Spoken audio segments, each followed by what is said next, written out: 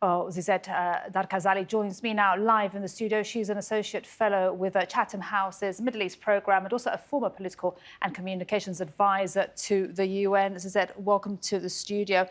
We are at such a critical moment in the ceasefire. Where would you say we are right now? What are your thoughts on this moment? Indeed, it is a very critical moment in the ceasefire. Well, Maria, to remember, the ceasefire has been fragile from the moment it was signed.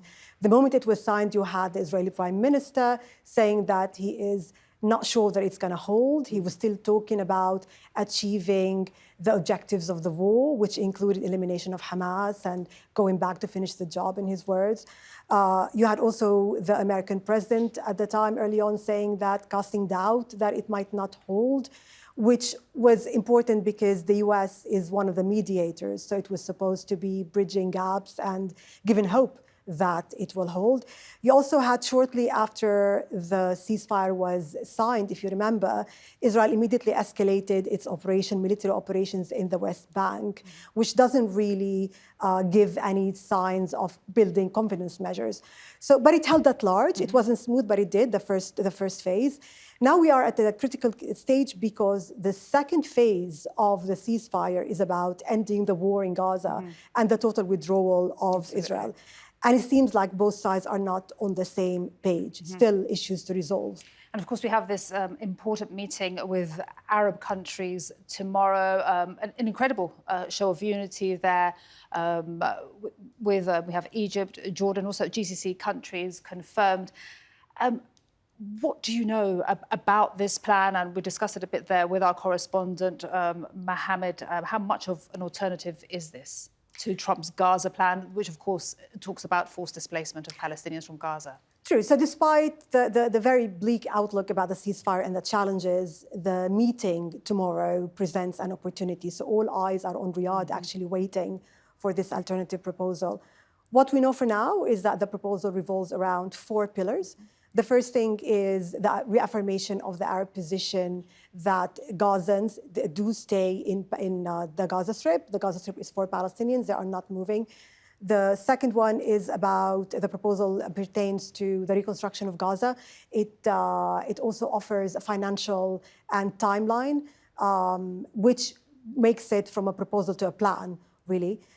We hear also that the third pillar is about security, that there are talks about establishing a buffer zone between Israel and the Gaza Strip in order to monitor the weapons and to guarantee security. And the fourth one, which is important element, is the governance of Gaza.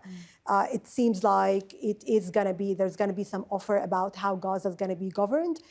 Most likely it's going to be based on the Egyptian proposal that pertain to a committee that does not include factions, that does not include Hamas, does not include Fatah, but it's Palestinian committee, and it's also linked to the PA, which is very important because governing Gaza by Palestinians is important, but governing it also by Palestinians linked to the PA, linked to the administration in the West Bank, is important to preserve the continuity as well of the territorial continuity of the West Bank and Gaza. Absolutely, and it would be interesting to see the reaction from the Trump administration.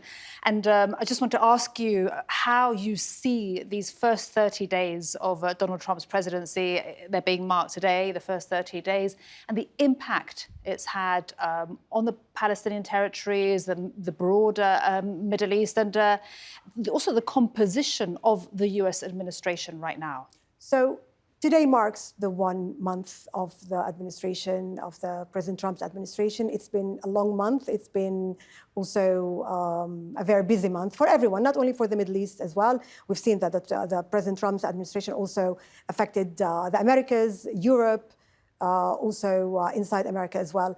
Now, when it comes to the Middle East, look, the friendship and the support of the US for Israel has always been there. It's not new. President Trump is not offering anything new on that front.